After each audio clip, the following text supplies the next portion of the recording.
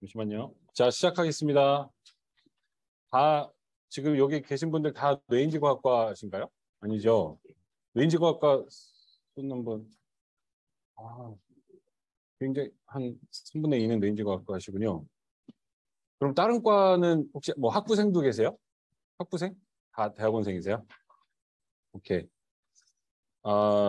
제가 이제 두 번째 연세로서 BCS 콜로키움을 하게 된 것을 영광으로 생각합니다.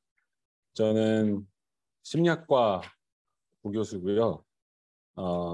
BCS는 이제 BK 사업 덕분에 겸임으로 있습니다. 차지욱이라고 합니다. 저는 오늘 감사합니다. 오늘 여러분들께 드리고 싶은 제목은 참고로 이 슬라이드는 아마 링크를 받으실 거고요. 구글 슬라이드로. 오늘 제목은 Integrative Data Science of Developmental Science. 부제는 Towards Practical Impact라는 제목으로 저희 연구실에서 관심 있고 앞으로 더 발전시키고자 하는 연구 프로그램들을 좀 공유하려고 합니다. 연구실 이름은 커넥톰 연구실이라고 이름을 지었고요.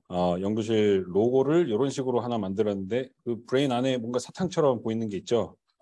아마 아시겠지만 자연과학대에 있으니까 다 아시겠지만 유전자들을 represent합니다. 이제 이런 이야기에 대해서 뇌와 유전, 그다음에 환경 이런 상호작용이 아동의 developmental trajectory에 있어서 어떤 영향들을 미치는지 그런 과학을 이용을 해서 우리가 어떤 사회 문제들을 해결할 것인지 이런 이야기들을 좀 드리겠습니다.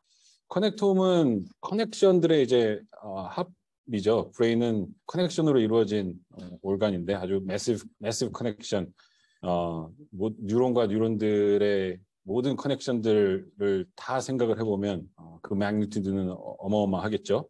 그래서 커넥텀 연구를 한다 그러면은 예컨대 지금 보이는 초파리 커넥텀 같은 경우에 이제 일렉트론 마이크로스코프를 이용을 해서 실제 뉴런과 뉴런이 어떻게 컨택을 하고 있는지 피지컬 컨택트들을 구현을 하고 그것들이 어떻게 행동하고 연결되는지 연구를 하시는 분들도 계십니다. 저도 예전에 석사 때 그 신경 형태학 연구를 잠깐 했습니다. 그래서 일렉트론 마이크로스코프를 많이 들여다봤는데 이걸로 신경 다발들이 연결돼 있는 거 저는 이거 뇌가 아니고 뇌 세포긴 하지만 뉴런이긴 하지만 레티나를 봤었거든요. 망막 굉장히 얇고 되게 단순해 보이는데도 이거 일렉트론 마이크로스코프로 보면 어떤 셀이 어떤 셀과 연결되는지 도대체 알 수가 없거든요. 한 2년 동안 봐도 뭐 이거는 감도 못 잡고 막 그럽니다. 그래서 거기서 이제 일렉트론 마이크로스코프 형태학 쪽으로 일렉트론 마이크로스코프 이용해서 뭐 이뮤노 레이블링 해서 지금 제가 보이는 것은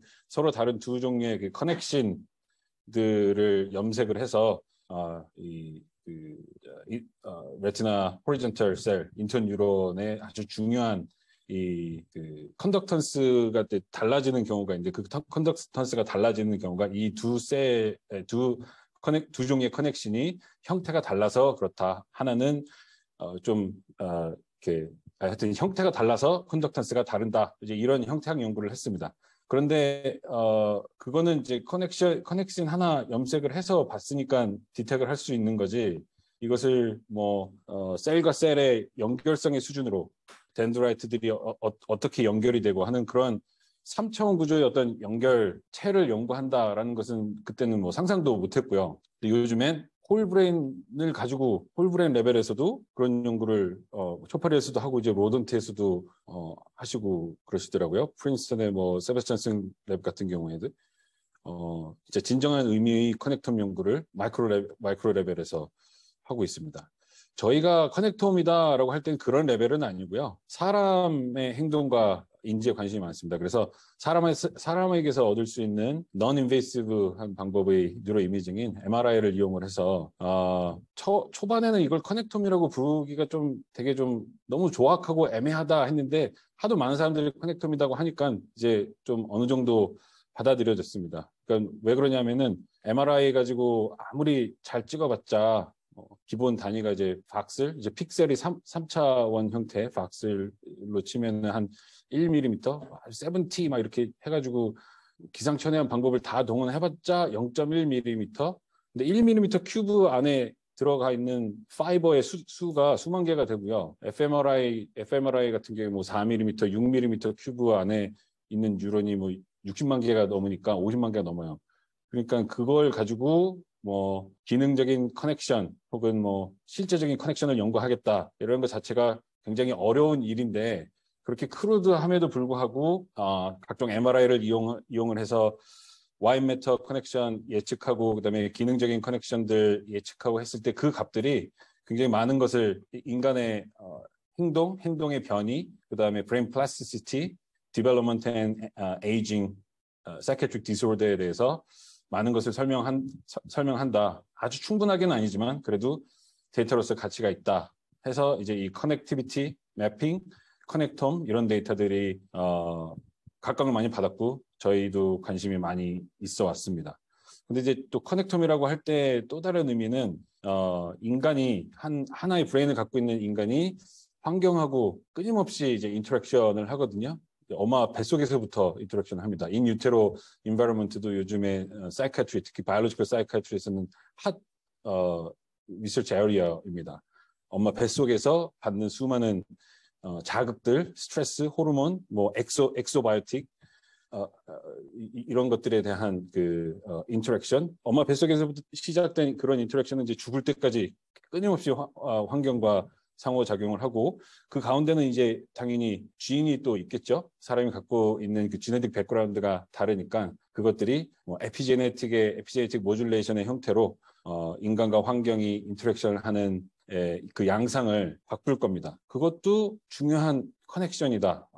라고 생각을 해서 커넥텀의 개념 안에 저희는 넣고 있습니다. 그리고 인간과 인간이 만나서 생기는 여러 가지 다이나믹스들, 이제 그런 것은 저희가 심리학이나 뭐 사회심리학이나 이런 데서 많이 다루고, 물론 이제 뇌인지 과학에서도 중요한 주제가 될 수 있는데 그런 다이나믹스들, 이것도 커넥텀의 의미로서, 컨셉으로서 뇌가 어떤 식으로 변하는지, 뇌가 어떤 식으로 변했을 때 인간과 인간의 다이나믹스가 또 영향을 받을 수 있는지, 이런 연구도 하기 위해서 이제 커넥텀이라는 중의적인 단어를 써서 하고 있습니다. 그래서 저희가 특히나 관심이 있는 것은 예전에는 뭐 노인 연구도 하고 성인 연구도 하고 많이 했었는데 콜롬비아에 있을 때부터 저는 소아청소년 정신과에서 연구를 했어요. 그때부터 좀 포커스를 아이들 연구하는 쪽으로 맞춰 왔습니다. 이 아이는 이제 저는 아이가 3명인데 3명 중에 막내입니다. 얘를 이렇게 보면 그 연구를 잘 해야겠다는 생각이 듭니다. 네, 분유값 많이 벌어와야 된다는 생각도 예전엔 했지만 이 아이가 앞으로 자라면서 얼마나 많은 일들을 겪을까. 저는 이제 성향 자체가 앵셔스한 성격을 굉장히 많이 가지고 있었거든요. 겉으로 봤을 땐 고음처럼 보이는데 되게 마음은 이렇게 여린 그런 성격이었어요. 그리고 이제 굉장히 무서운 아버지가 예전에 권투 선수였거든요.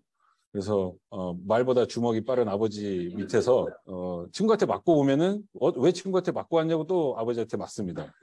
그래서 뭐 어뷰즈 당하는 정도까지는 아니었는데 그 한 생명체가 살면서 수많은 뭐 멘탈 헬스의 어떤 뭐 프로블럼이나 아니면 행복 불행과 관련해서 cognitive and emotional development를 겪으면서 많은 일들을 겪을 텐데 이 아이가 과연 무사히 행복하게 잘할 수 있을까 하는 걱정들이 이제 애가 3명이 되니까 많이 들게 돼요. 그래서 가진 생각들이 사이언스와 테크놀로지가 우리 미래 후손들을 보다 더 행복하게 웰빙을 프로모트하고 멘탈 헬스를 더 잘 지킬 수 있게 하는 그런 가치가 있었으면 좋겠다.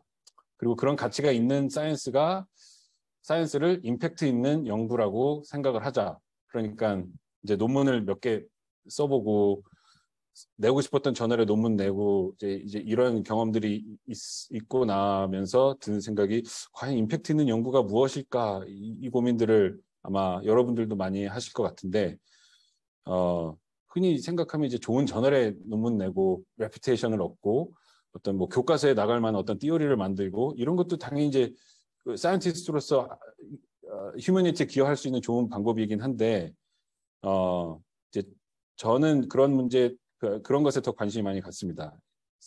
문제 해결을 할 수 있는 힘이 있는 사이언스가 좋겠다. 그것을 해결 잘하는 사이언스를 임팩트 있는 사이언스라고 나는 정하고 타겟하고 연구를 하자. 그래서 그 문제들에 대해서 이제 또 말씀을 드릴 건데요. 이런 말씀들은 아마 우리 BCS에 계신 너무나 훌륭한 연구자 교수님들이 많으셔서 아마 많은 말씀들을 들었을 겁니다. 정신질환의 문제들.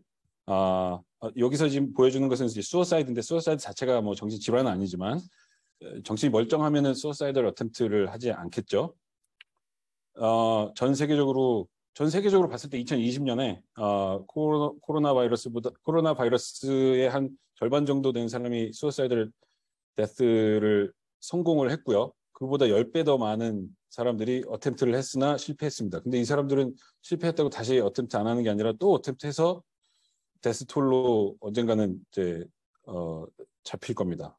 코로나만큼이나 사람들을 코로나 뭐 한 절반 정도 되는 많은 사람들을 사람들이 스스로 목숨을 끊죠.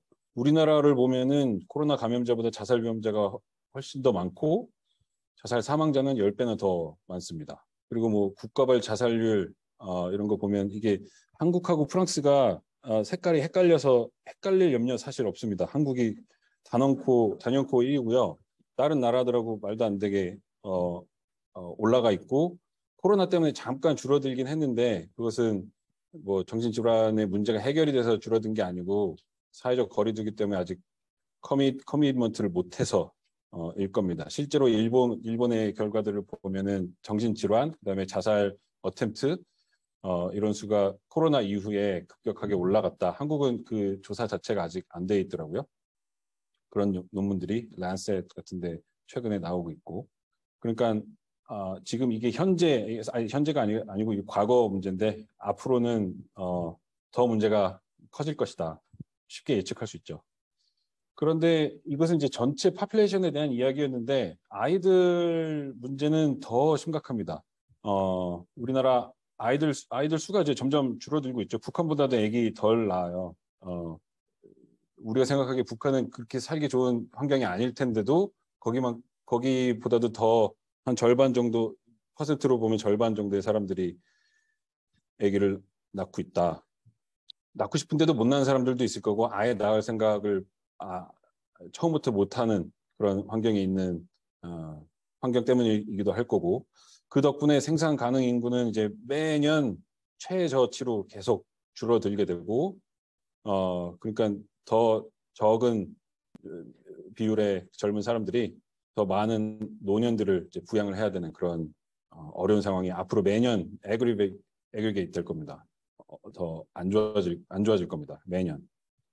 그러면 있는 애들은 잘 크고 있느냐?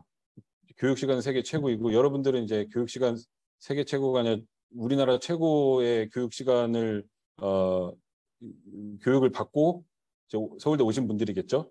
여러분들의 주관적 행복도가 어떨지 궁금합니다. 별로 그렇게 아주 행복할 것 같진 않아요. 그냥 일반적으로 생각했을 때. 행복하지 않은 청소년기를 보냈기 때문에 그랬을 겁니다.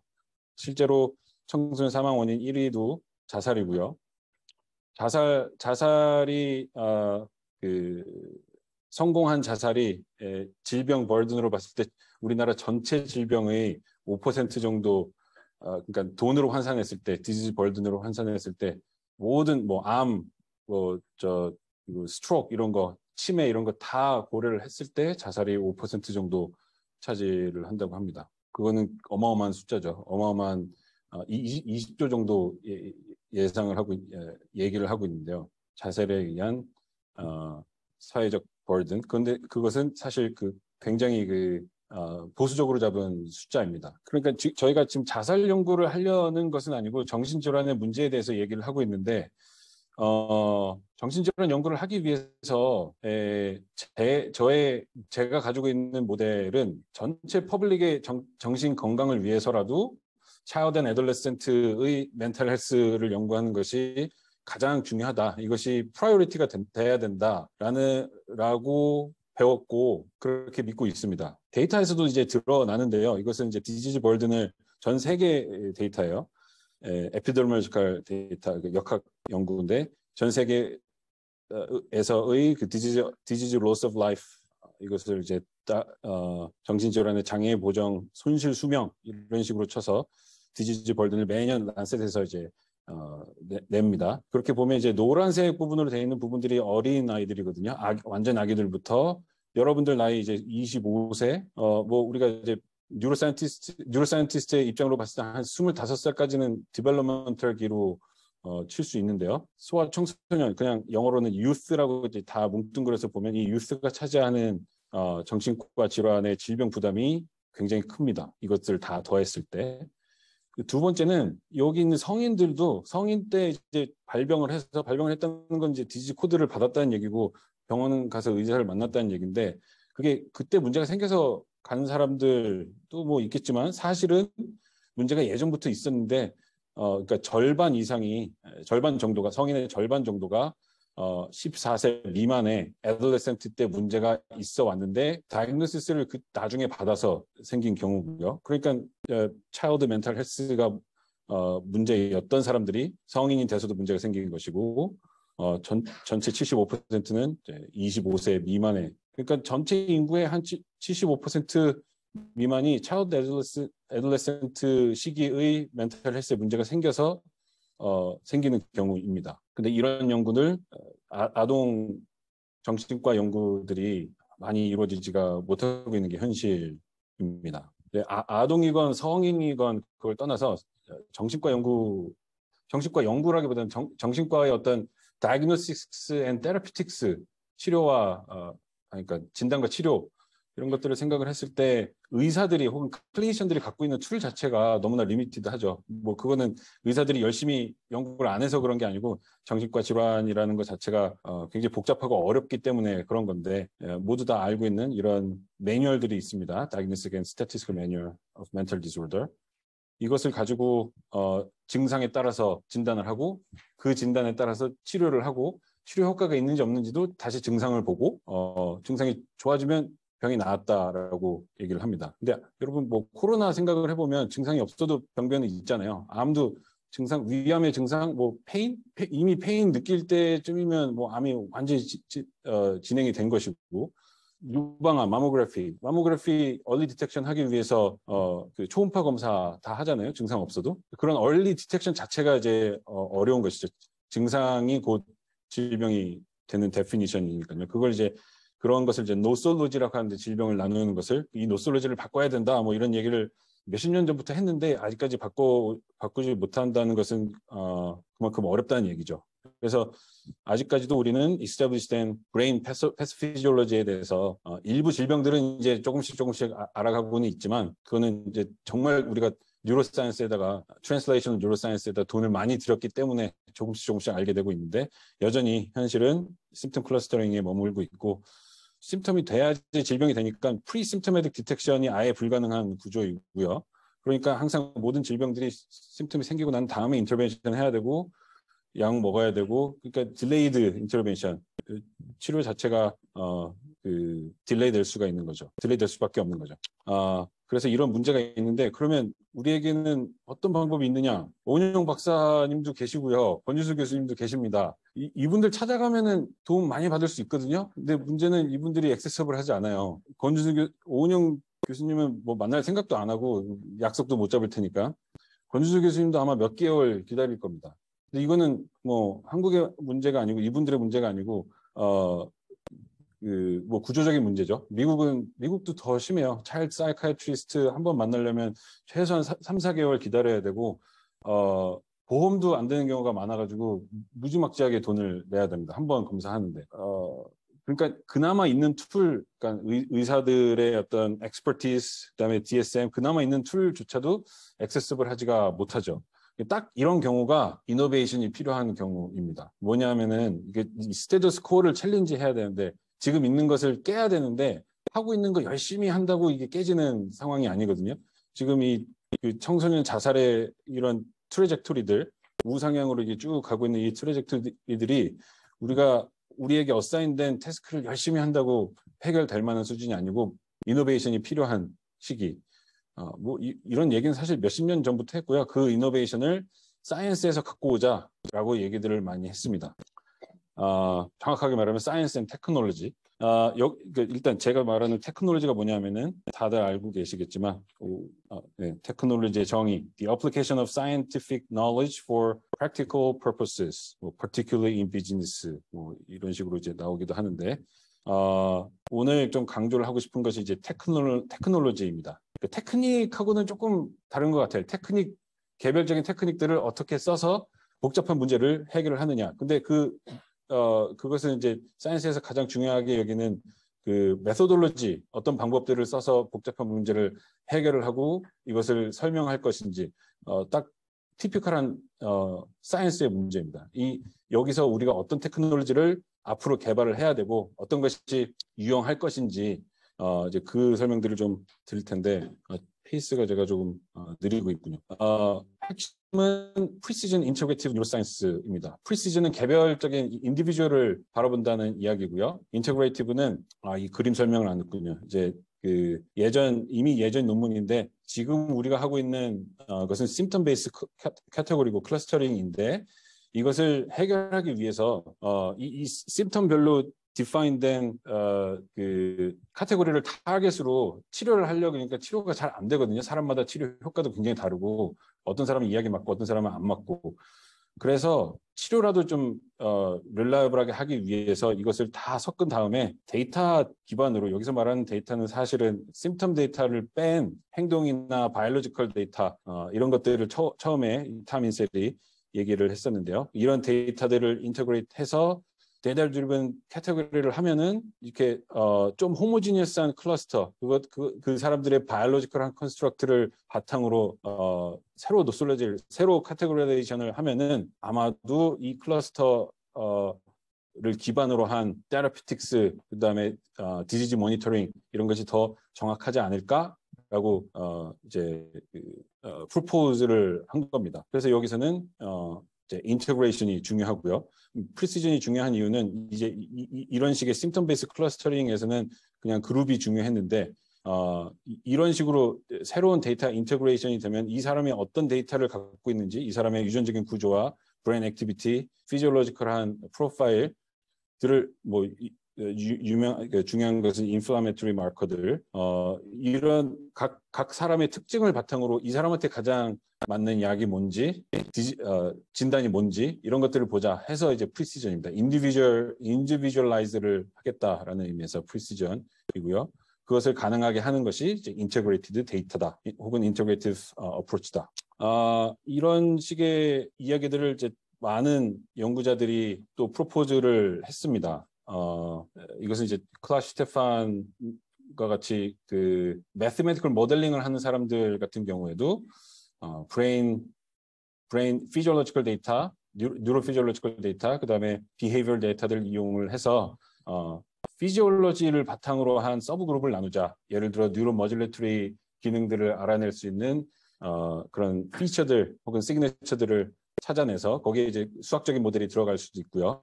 예컨대 도파민 하면은 뭐 리워드 프리딕션 에러와 관련된 여러 가지 수학적인 모델들을 이용을 해서 일렉트로 피지올로지 피처들하고 링크를 시키는 것이죠. 세로토닌도 요즘 연구가 많이 되고 있고 세로토닌의 일렉트로 피지올로지컬한 시그네처 그러니까 진짜 세로토닌 셀인지 아닌지는 액세스가 하기가 굉장히 어려우니까 이것을 electrophysiology combined with computational modeling을 이용을 해서 프로브 하려고 하는 거죠. 그런 식으로 피지올로지 베이스로 서브그룹을 나눠서 그 피지올로지 그룹에 맞는 personalized therapeutics를 하자.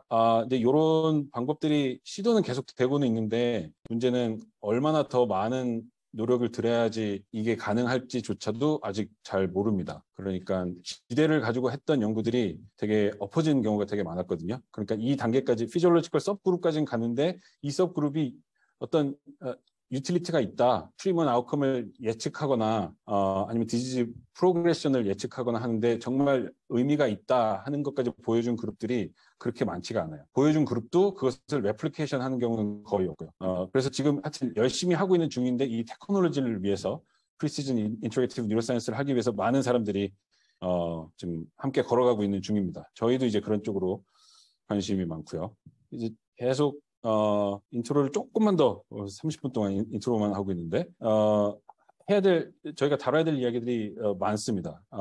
이제 인트로게이티브 프리시즘 뉴로사이언스의 핵심이 무엇냐? 그 핵심을 이야기하기 전에 이제 사이키아트릭 디스오더의 특징들을 하나만 보면은 이게 결국에는 뉴로 디벨롭먼털의 모델로 사이키아트리 디스오더를 연구를 해야 된다 하는 것이 이제 핵심입니다. 그것의 대표적인 것이 이제 스키조프레니아인데, 스키조프레니아 같은 경우에 일단 스키조프레니아도 유전율이 굉장히 높아요. 엄마가 스키조프레니아거나 아빠가 스키조프레니아면은 거의 한 40%, 50% 되는 유전율을 갖고 있거든요. most likely 한 50%는 likely하다. 이 offspring도 스키조프레니아를 가질 수 있는. 그런데 이제 그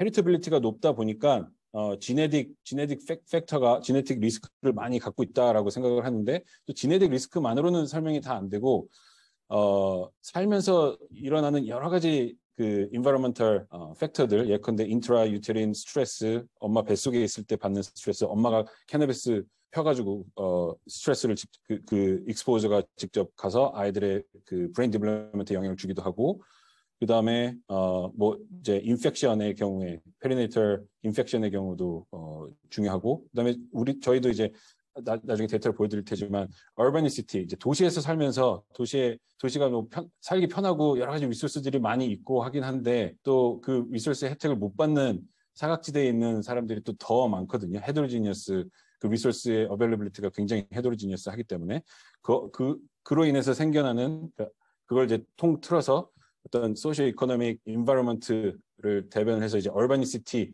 라고 도시에서 일어나는 그런 도시 스페시픽한 그런 environmental 특성들이 스키즈프레니아랑 관련이 있다. 이제 이와 같은 다양한 environmental 팩터들이 결국에 지네틱 팩터와 연결이 되어서 인터플레이를 해서 그것이 브레인 디벨롭먼트의 양상을 변화시킨다. 스키즈프레니아 specifically speaking, 콜티컬 틱니스가 이제 여기 보면 여기서 뭐 콜티컬 틱니스라는 말은 안 하는데 시냅틱 덴시티가 늘어났다가 이제 줄어드는 시냅틱 프루닝이 청소년기에 일어나는데, 이 시냅틱 프루닝이 잘 일어나지 않을 때 콜티컬 틱니스가 줄어들어야 되는데 그게 줄어들지 않는 현상들을 스키즈프레니아 페이션트들이 많이 보이고 있죠. 그런 것 같은 경우에 다 뉴로 디벨롭먼터 프로세스에 문제가 생겼다 라고 얘기를 하고, 스키조프레니아뿐만 아니라 ADHD, anxiety, depression, 이제 다양한 psychiatric disorder, 그 substance abuse 특히 그런 대부분의 psychiatric disorder들도 이런 뉴로디벨롭먼탈 모델을 해야지 질병이 왜 일어났는지, 무엇을 컨트롤해야지 인터빈 할 수 있는지, 그리고 어떤 사람들이 어떤 인터벤션이 필요한지 이런 정보를 알 수 있다 하는 가르침을 많이 받았습니다. 그래서 핵심은 좀 전에 얘기했던 지네틱 팩터들, 지인은 우리가 25,000개씩 다 여러분들 갖고 있고, 그 지인 안에 수많은 이제 싱글 뉴클레오타이드 폴리모피즘 1,000만 개 이상의 폴리모피즘 종류가 있고, 그러니까 아주 매시브한 컴플렉시티죠. 이런 지네틱 팩터들이 또 하나의 매시브한 environmental 팩터들, 뭐 살면서 생겨나는 수많은 environmental 팩터들 생각을 해보십시오. 이것들이 어떤 식으로 인터랙션이 일어나는지, 이것을 그다음에 그 인터랙션이 이렇게 아이가 태어나서 자라면서 생겨나는 뉴로 디벨롭먼털 체인지에서 어떤 네거티브 혹은 파시브 임팩트를 주는지, 이런 연구를 하는 것이 굉장히 중요하다. 그래서 이런 연구의 얼티밋 골은 지금 질병이 생기기 전에 뉴로 디벨롭먼털 트래젝토리를 보고 누가 지금 리스크에 있는지, 어떤 이유 때문에, 어떤 사회적인 원인 때문에, 혹은 뭐 environmental factor 때문에, 어떤 genetic vulnerability factor 때문에 그런 일이 일어났는지, 그다음에 이것을 어떻게 intervene 할 수 있는지와 같은 정보를 얻겠다 하는 것이 제 생각은 아니고요. NIMH의 strategic plan입니다. 미국 NIMH에서 여러 가지 strategic plan 중에 하나로 developmental neuroscience를 연구를 하겠다 하는 그 얘기를 여기서 좀 말씀드리는 겁니다. 이것이 어떻게 우리 연구실에서 연구를 하고 있는지를 이제 설명을 드리겠습니다. 일단 브레인도 헤리터빌리티가 굉장히 높아요. 이런 연구 자체가, 여기서 메시지가 여러 개가 있는데 2018년에 나온 UK 바이오뱅크의 연구인데, 2018년에 이 논문 보고 뭐 아카이브가 한 2016년부터 벌써 나왔는데요. 되게 놀랐거든요. 이런 종류의 페이퍼를 처음 봐서. 왜냐하면 브레인의 모든 브레인에서 뽑아낼 수 있는 피노타입 중에 되게 많아요. 커넥티비티, 코르티컬 틱니스, 뭐 펑셔널 커넥티비티, 그다음에 저 fMRI 태스크 리액티비티와 같은 브레인의 펑션과 스트럭처를 알려줄 수 있는 피노타입이 굉장히 많은데 그것을 지금 이렇게 쭉 그 종류를 이렇게 쭉 놓은 거고 Y축은 이게 한 8천 명의 사람이었는데 유케어 바이오뱅크 이때는 8천 명이고 지금 10만 명인데 8천 명의 사람한테 paired MRI와 paired 그 유전체 데이터가 있었거든요. 그래서 그 스닙 데이터를 가지고 이 스닙을 분석을 했을 때 지네틱 데이터를 분석을 했을 때 각각 각 뇌 피노타입의 그 유전율을 분석한 첫 논문입니다. 그래서 사람들이 생각보다 브레인이 유전율이 굉장히 0부터 이제 1까지 돼 있는 스탠더다이즈 돼 있는 값인데 그러니까 한 40, 이게 0.4, 0.5 정도 되면은 이 브레인 커넥티비티, 코르티컬 틱니스 종류는 한 40%의 베리언스를 그 유전 데이터로 설명을 할 수 있다. 유전율이 그 정도 된다 하는 굉장히 큰 이제 유전율이 굉장히 크다 하는 것을 알게 됐고 저희가 이제 아이들 데이터를 가지고 이게 미국 아이들 데이터인데 헬리터빌리티 분석을 해봤을 때도 0.4 넘는 애들이 굉장히 많았고요. 어른하고 비교해서 그렇게 적지 않은 굉장히 큰 헬리터빌리티를 볼 수 있었습니다. 그러니까 이것은 뭘 시사하냐면은 브레인 연구를 잘 하면은 이 아이들이 일단 유전적으로 어떻게 코딩이 되어 있는지 유전적인 백그라운드에 의해서 뇌가 어떻게 생겨먹은지를 알 수가 있고 그다음에 그 유전에 의한 유전에 의해서 쉐입 됐던 그 브레인 스트럭처와 펑션이 인바이러먼트를 만났을 때 어떻게 변이가 일어나는지 유전과 환경의 임팩트 연구를 하기에 굉장히 좋은 데이터구나 하는 것을 이제 보여주는 어떤 스냅샷 같은 데이터입니다. 그래서 이런 리터처와 우리의 그 관심들, 그다음에 APRA 분석 결과들 이런 것들을 바탕으로 저희가 관심이 있는 것이 이제 이것입니다. Gene Environment Brain Cognition 요 컴플렉스를 연구를 하겠다. 아마도 most likely 이 뇌라는 것은 유전자의 영향을 많이 받고 그것이 이제 인지 정사 행동 모든 이 브레인 펑션에 causal 이펙트를 줄 것이고요. 그런 relationship이 어떻게 환경에 의해서 변화가 일어나는지들 이 연구를 하겠다 하는 것이 저희의 이제 모델입니다. 되게 제너럴한 모델인데 이것이 연구에 항상 이제 적용이 됩니다. Brain changes dynamically. 그런데 이 브레인 디벨롭먼트 자체가 사람마다 굉장히 많이 달라요.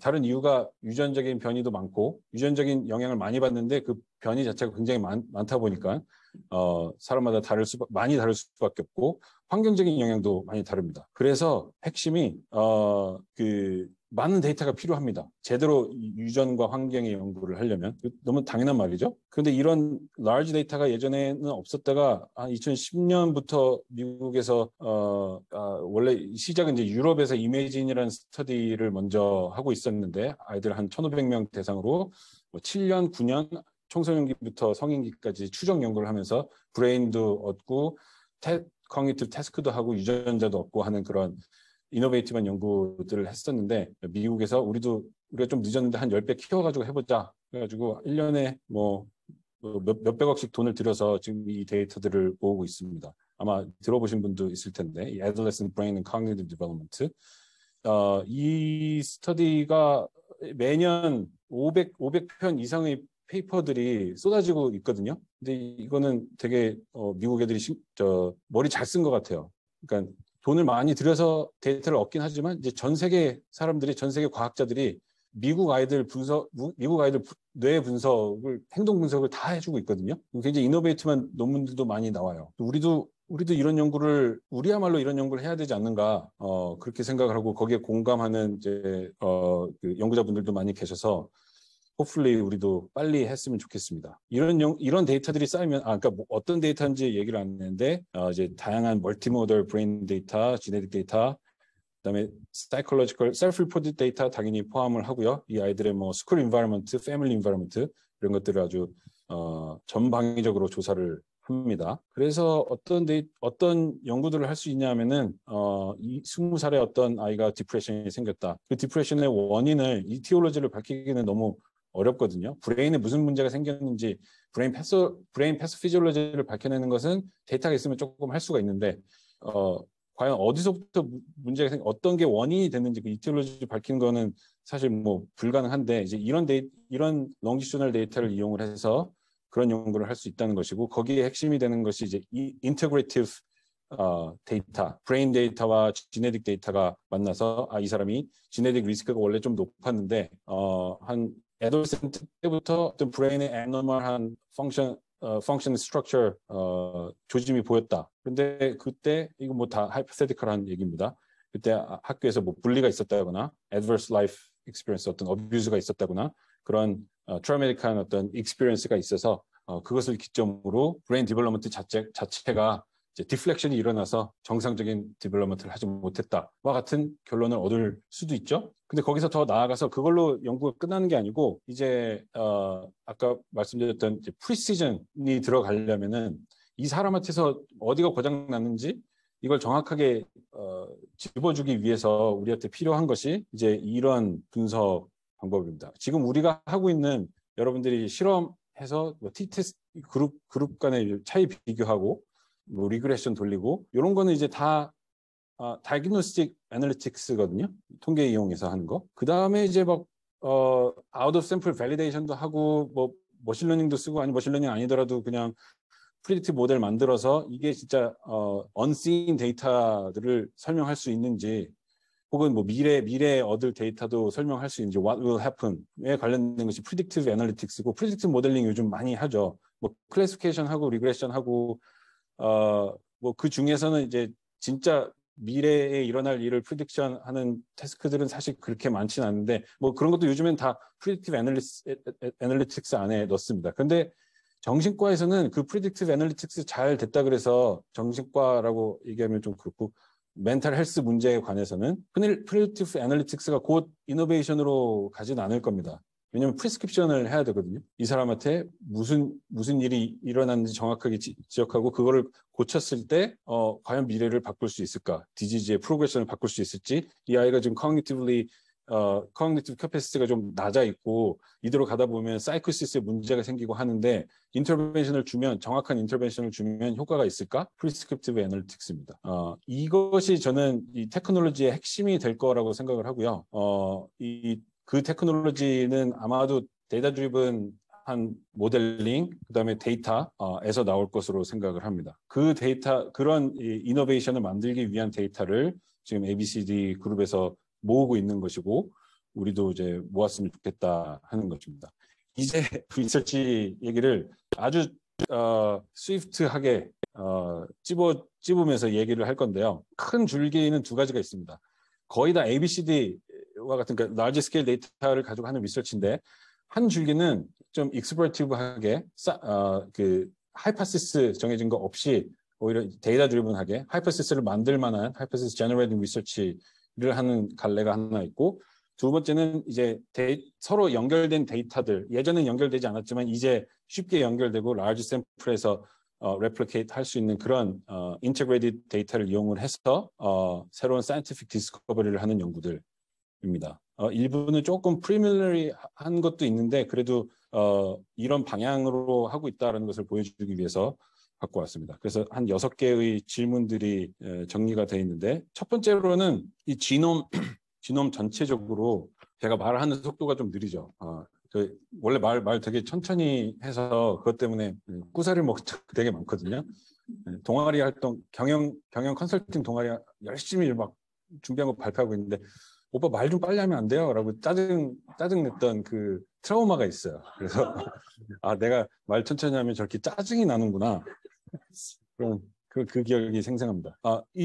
이 복잡한 지놈 25,000개의 지인 그다음에 1,000만 개 물론 이 스터디에서는 저희가 100만 개 썼지만 100만 개의 스닙 싱글 뉴클레오타이드 폴리모피즘을 보이고 있는 이 지놈과 브레인들이 어떻게 서로 연결이 돼 있는지 이걸 어떻게 밝히지? 이렇게 복잡한 거를 하는 문제에 있어서 일단 이것은 이제 헤리터빌리티를 보여준 것이고, 이 헤리터빌리티 분석을 할 때 전체 브레인 데이터와 전체 홀 지놈 데이터들을 다 이용을 한 겁니다. 헤리터빌리티는 어느 정도 있다. 유전율이 어느 정도 있다. 0.3에서 4. 브레인 피노타입 종류마다 이제 다르다. 예를 들어 커넥티비티 같은 경우에는 DMRI라고 되는 파란색 애들 커넥티비티 좀 잘 나오고, 초록색 애들을 뭐 볼륨 같은 경우에는 유전율이 상대적으로 좀 적게 나오고, fMRI 액티비티 이런 경우에는 좀 잘 나온다. 이런 것들은 이제 ABCD 데이터에서 제공한 것을 갖다 쓰는 경우도 있고, 저희가 이제 수십만 시간의 그 슈퍼컴퓨팅 CPU 코어를 돌려서 만든 데이터들도 있습니다. 굉장히 컴퓨테이션 인텐시브한 작업들을 해서 이런 분석을 할 수가 있는 것이고요. 그런데 이제 분석 툴들이 이제 여러 개가 있는데, 저희가 사용하는 방법은 폴리제닉 스코어라 그래서 스닙을 지인들을 그 각각의 지네틱 레벨로 보게 되면 이제 해석도 조금 어렵고 하는 여러 가지 어려움들이 있어서, 이 지인들을 가지고 이 스닙 전체 데이터를 가지고 각각의 우리가 관심 있는 트레이트들을 설명하는 폴리제닉 스코어를 만들어 보자. 다 유전 점수를 만들어 보자. 그래서 요즘 그걸 GPS라고 부르기도 하고요. 지노 와이드 폴리제닉 스코어. 이것도 이제 established 이제 컴퓨테이션 파이프라인인데, 이런 파이프라인들이 요즘에 많이 적용이 되고 있습니다. 특히 사이키아트릭 연구에서. 그래서 저희는 이제 이 유전 정보를 바탕으로 이 아이들이 걱정을 얼마나 많이 하는지와 같은 트레이트들을 예측할 수 있고, 뭐 IQ 혹은 에듀케이션 어테인먼트와 같은 커그니티브 캐패시티를 설명하는 지네틱 스코어를 얻을 수도 있고요.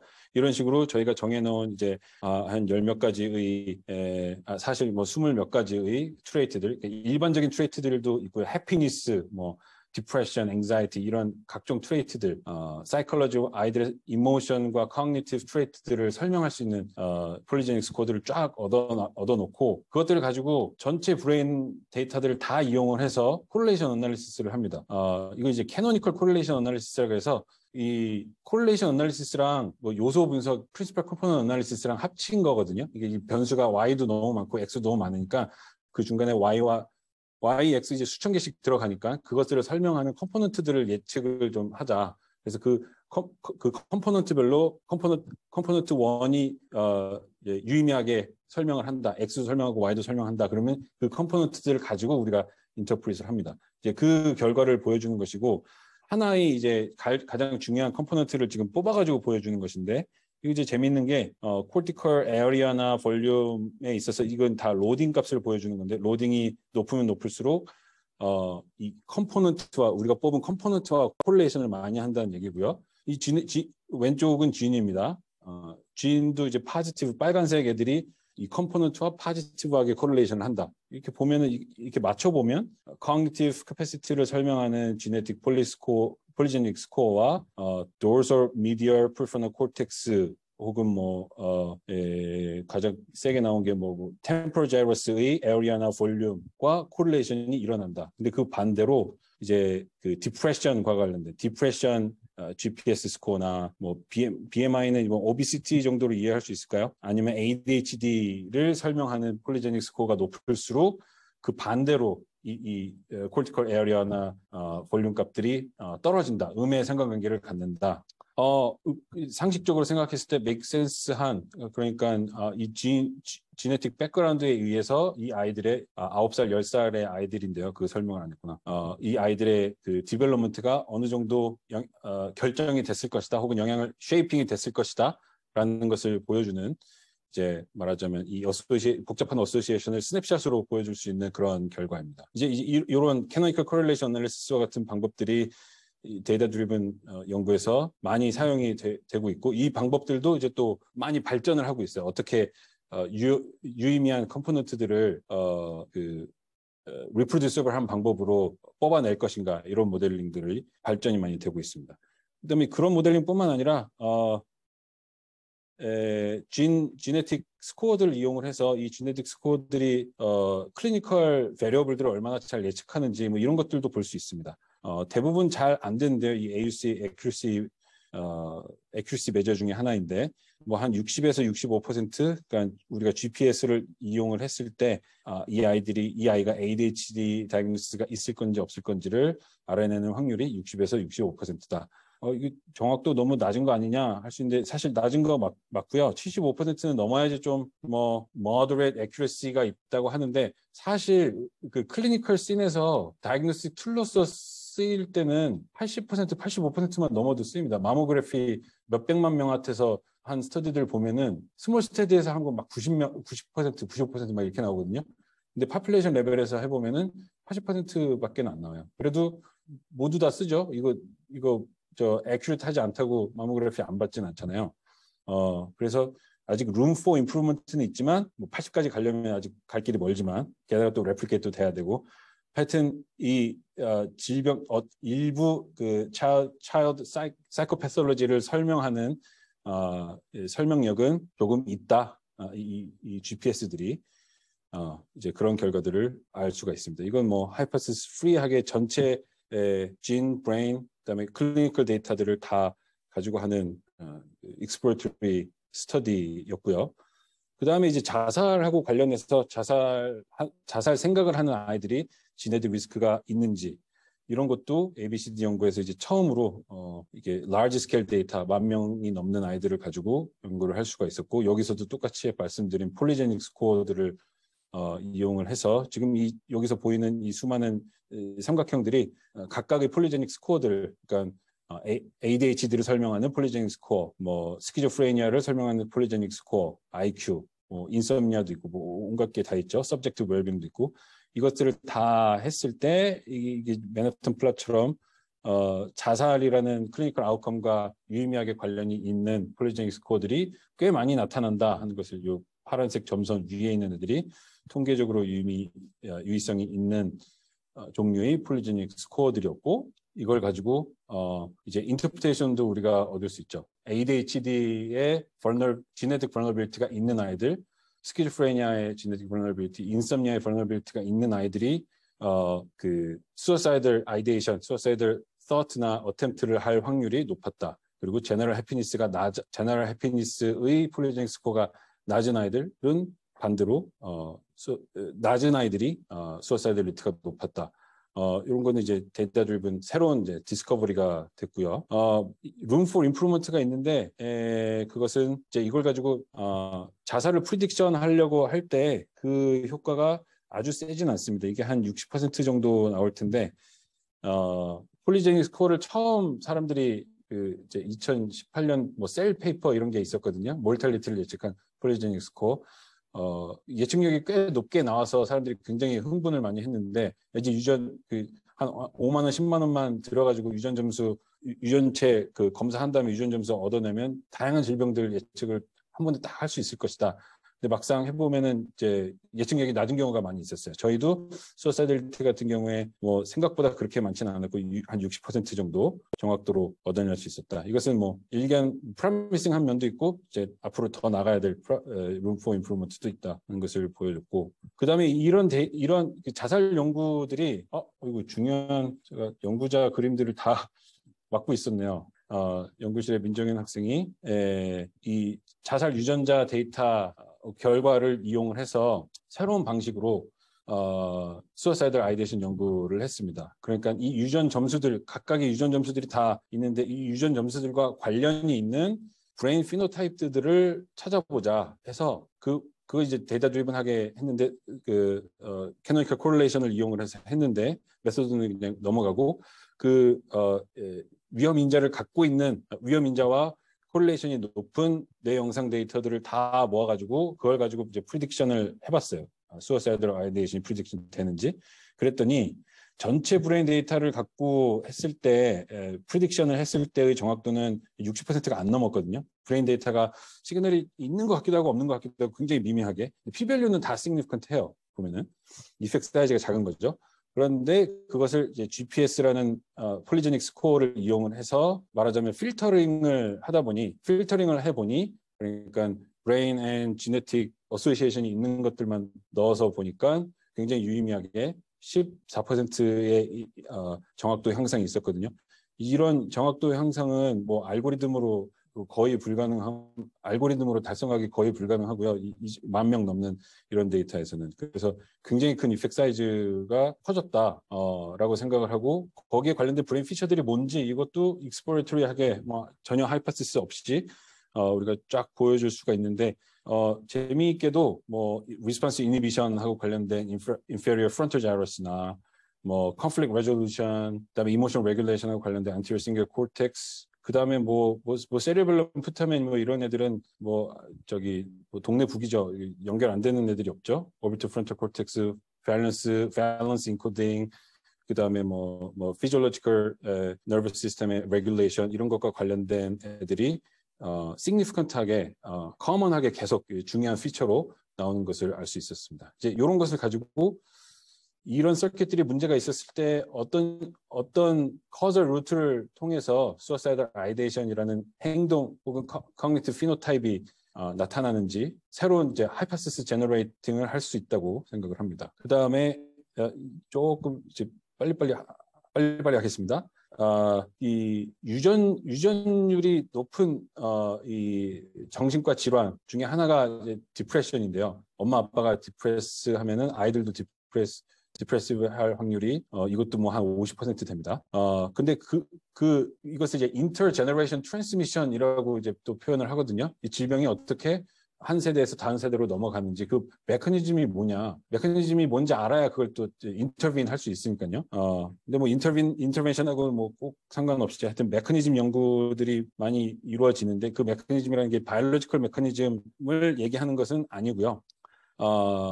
cognitive science에서 혹은 psychology에서 이해할 수 있는 그런 메커니즘. 그것 중에 하나로 폴리제닉 스코어가 우리는 이제 메커니즘이 될 것이다. 그러니까 familiar risk of depression이 있을 때 이것이 offspring의 자손들의 어떤 그 디프레션과 관련된 그 vulnerability 팩터들을 증가를 시켜서 그것이 폴리제닉 스코어의 증가, 그러니까 네거티브 트레이트에 대한 폴리제닉 스코어의 증가로 이어지고 그것이 아이들의 사이코패소지를 설명할 거다라는 하이퍼시스를 가지고 한 결과이고, 지금 보여주는 것이 이제 여러 가지 그 디프레션, 바이폴라 디스오더를 설명하는 폴리제닉 스코어들이 실제로 이 그러니까 부모 세대, 할머니 세대에서 디프레션이 있는 가족에서 공이 높게 나타났다. 그러니까 디프레션이 없는 가족과 비교해서 하는 결과를 얻었습니다. 그리고 이제 그 미디에이션, 이것이 폴리제닉 스코어가 significant한 미디에이터로서 작용을 하느냐, 이것도 테스트를 해봤는데 significant한 미디에이션 효과를 얻었습니다. 그러니까 이 폴리제닉 스코어가 intergenerational transmission of depression을 설명한다 하는 결과인데, 이것도 아마 저희가 알기로 문헌 자체가 별로 없습니다. 거의 특히 아이들한테서는 처음 나오는 결과입니다. 이런 것도 가능하고요. 그다음에 시간이 없으니 조금 넘어가고 이제 MRI 이미지 분석을 할 때 있어서 ABC 데이터는 사이트가 21개의 사이트에서 얻어진 데이터거든요. 그러면은 똑같은 프로토콜로 MRI를 찍어도 그 똑같은 사람이 들어가서 찍어도 데이터가 좀 다르게 나와요. 이 사이트가 달라서 그러기도 하고 스캐너 종류가 달라서 그러기도 합니다. 그걸 사이트 이펙트라고 하는데, 그 사이트 이펙트를 뉴럴 네트워크의 방법으로 어떻게 없앨 수 있는지 이제 여기서는 그 제너레이티브 모델링을 이용을 해서 권준범 학생이 한 결과인데, 원래 이미지에 이렇게 묻어나 있는 사이트가, 그러니까 이게 PCA 바이플러스를 보여주는 건데요. 파란색 스캐너 이미지랑 빨간색 스캐너 이미지랑 이렇게 구분이 되거든요.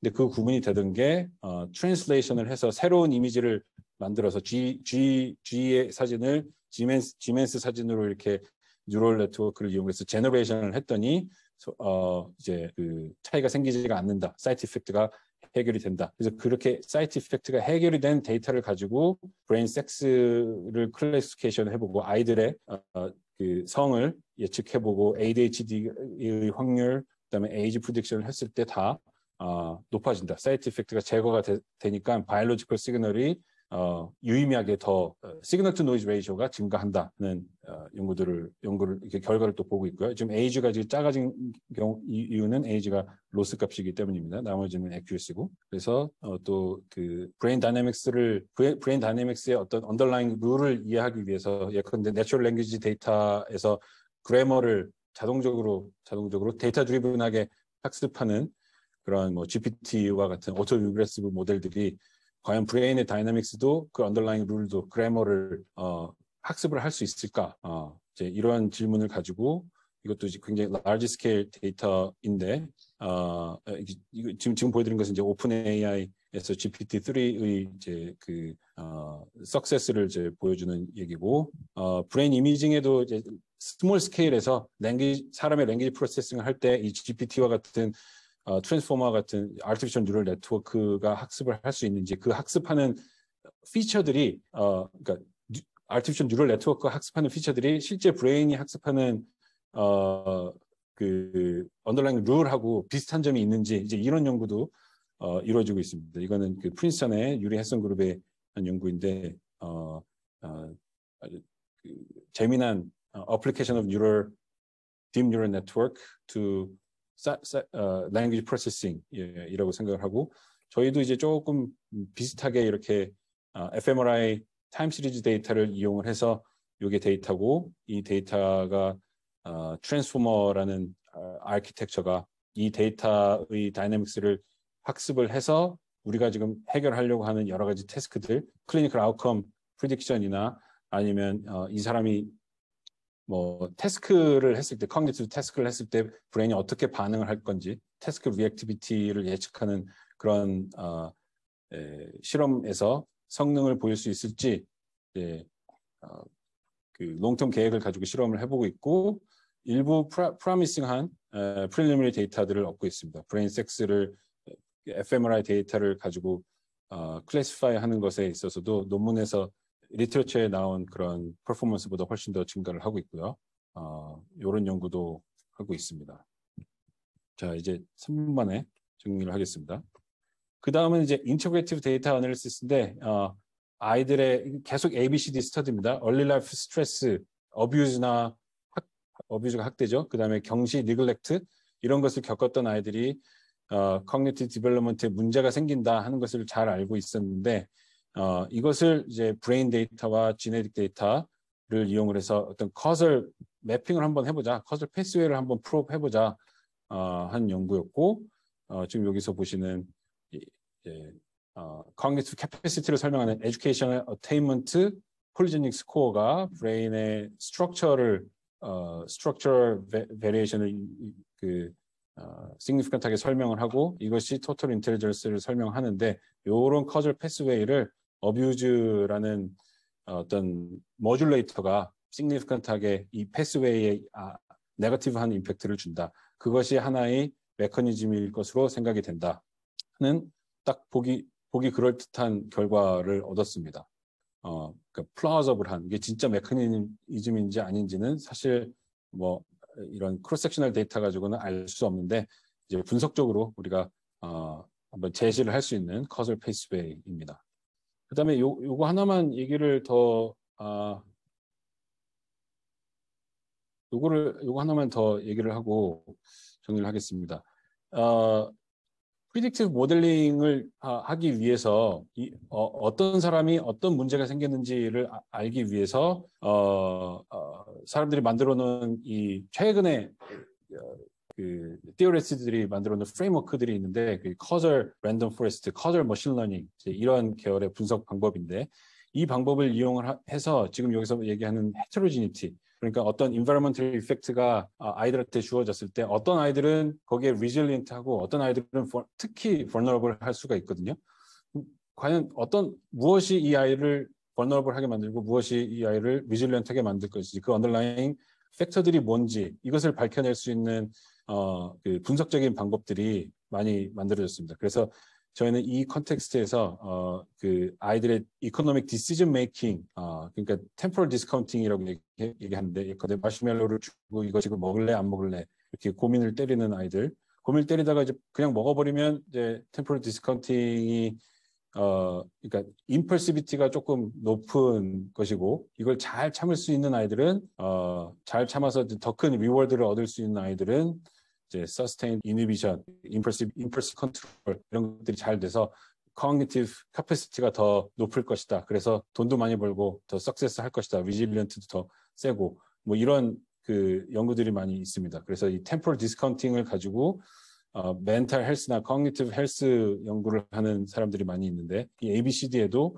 이런 베리어블들이 있습니다. 그래서 그걸 가지고 economic deprivation이라는 네거티브 인바이러먼트가 이 아이들의 economic decision making을 어떻게 변화시키는지 그리고 변화가 됐다면 어떤 아이들이 변화가 됐는지들을 조사한 연구고요. 거기서 저희가 사용한 방법이 머신러닝 방법을 써서 커절 랜덤 포레스트를 써서 봤더니 이렇게 실제로 네이버후드의 디프로베이션에 영향을 많이 받은 애들이 있었고 적게 받은 애들이 있었습니다. 이것은 트리먼 이펙트를 저희가 머신러닝으로 예측을 한 것인데 분석을 한 것인데 모든 애들한테 똑같이 이펙트가 있는 게 아니고 많이 있었던 아이들, 적게 있었던 중간 아이들도 있고 그럼 무엇이 이것을 가르쳤는지를 저희가 모델링을 통해서 밝힌 것이 이제 여기서는 또 PRS라는 말을 썼는데 폴리제닉 리스크 스코어를 얘기합니다.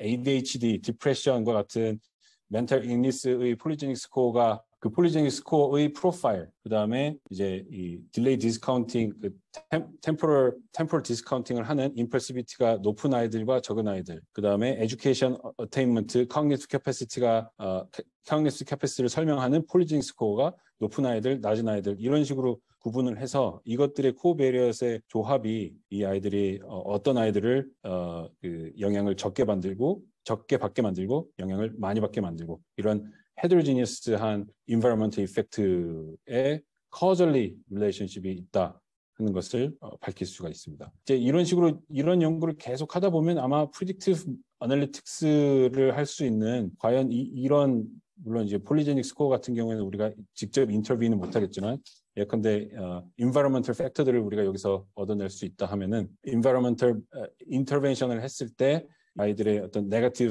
트리트먼트 이펙트를 과연 리버스 시킬 수 있겠느냐 이런 새로운 사이언스로 연결이 될 수도 있죠. 그렇게 해서 또 진과 인바이러먼트의 인터플레이를 좀 컴플렉스한 인터플레이를 모든 데이터를 지네틱 데이터, 인바이러먼털 데이터를 한꺼번에 넣고 라지 스케일로 모델링을 돌리는 것도 가능하고 이런 것은 이제 뭐 스트럭처 이퀘이션 모델을 쓰는데 지네틱 데이터의 특성을 잘 반영할 수 있는 이제 새로운 모델들이 또 있거든요.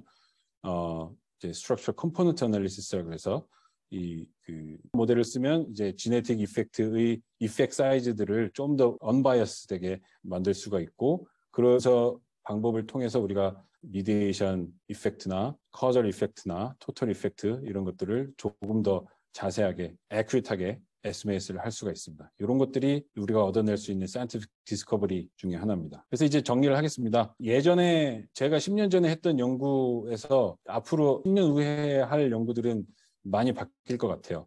바뀐다기보다는 이제 새로 어디션이 일어날 것 같습니다. 그러니까 왼쪽은 옛날이고 오른쪽은 미래인데 뭐 없어지는 건 아니고 왼쪽은 그대로 있고 오른쪽이 더 커플멘트리하게 작용을 할 것 같습니다. 데이터가 커지고 그래서 분석의 결과들이 좀 더 제너럴라이저빌리티나 리프로듀시빌리티 테스팅을 더 리고러스하게 할 수 있을 것이고 하이퍼시스가 있어야지만이 할 수 있는 연구였는데 하이퍼시스를 만들 수 있는 연구들도 가능하고 데이터들이 이제 굉장히 다 오픈이 되어 있습니다. 우리도 미국 아이들 데이터 뭐 바로 다운받아가지고 쓸 수도 있고 미국 사람들도 이제 한국 데이터를 받아가지고 좀 분석 좀 해줬으면 좋겠고 데이터의 모델리티들이 이제 뭐 MRI, 뭐 EEG 행동 데이터, 그 엑셀로미터 데이터 이런 것들이 다 링크가 시작이 됩니다. 그래서 새로운 사이언티픽 디스커버리가 가능할 것이고 이런 인터그레이티브 데이터들이 결국에 모여서 프리딕티브 모델링, 그 다음에 ultimately prescriptive 모델링 해서 우리가 각 개인들의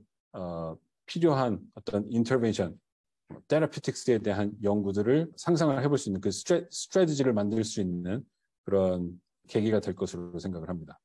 말했던 테크놀로지의 임팩트를 한번 생각을 해봤으면 좋겠고요. 데이터 드리븐 사이언스의 테크놀로지 아마라스로 사람들이 이니셜 임팩트는 좀 오버 에스티메이트 하는 경향이 있는데 이게 임팩트 오브 테크놀로지인데 익스펙테이션은 처음에는 되게 큰데 근데 사실은 그 임팩트가 커브가 이런 식으로 넌리니어하게 갈 수가 있거든요. 롱텀으로 봤을 때는 실제 임팩트가 이렇게 익스포넨셜하게 증가할 수 있다. 그래서 롱런에서의 그 임팩트 오브 테크놀로지를 우리가 언더 에스티메이트 하는 것을 경계해야겠다. 이 테크놀로지를 이용할 수 있는 연구자가 돼야 되겠다 하는 것이 저희 생각입니다. 마지막은 저희 커넥팅 연구실 대학원생들 사진으로 끝내겠습니다.